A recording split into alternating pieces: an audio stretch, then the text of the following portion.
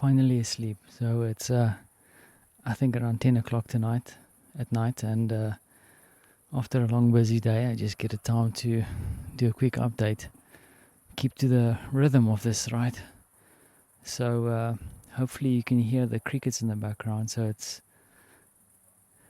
finally nighttime, looking at the stars outside, and of course in the distance, this is still Europe. I can hear the cars speeding. So long day. The morning was extremely beautiful. We woke up in the tent. Martha had a little bit of a cold night. It is actually a little bit funny, a bit of tongue in cheek, because I haven't really brought anything super organized. Martha's more of the organized individual when it comes to camping. And with all the gear she actually had a really cold night. I think she has a summer sleeping bag. Frantzi didn't do too badly between us, and I had a good night. It was just a little bit hard on the floor, on the ground. The old city slicker body's not used to sleeping outside anymore. The evening was not too bad. Unfortunately, Martha, like I said, had a bit of a cold night. But all in all, not too bad. It was really beautiful waking up, and we set up the tent in such a way that we actually had a view out onto the lake, and waking up, seeing that, especially with the sun rising quite early, really beautiful, and a great way to wake up. Of course, the tent was also boiling by the time we got up. And then I had a quick swim in the morning, cold water. We had some waffles on the pier, and then grabbed the paddleboard, and had a quick paddle out on the lake.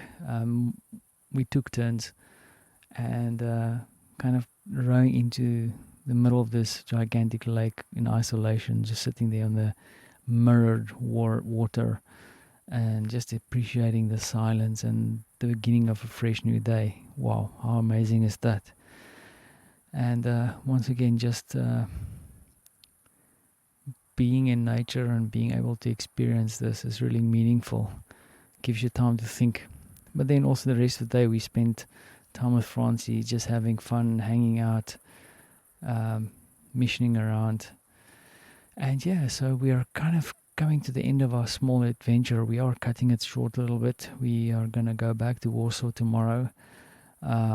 Marta has a friend coming in from Spain, which she doesn't get to see quite often, and this friend is going to be in Poland for a little bit, and I've encouraged Marta to actually go out there and see her friend.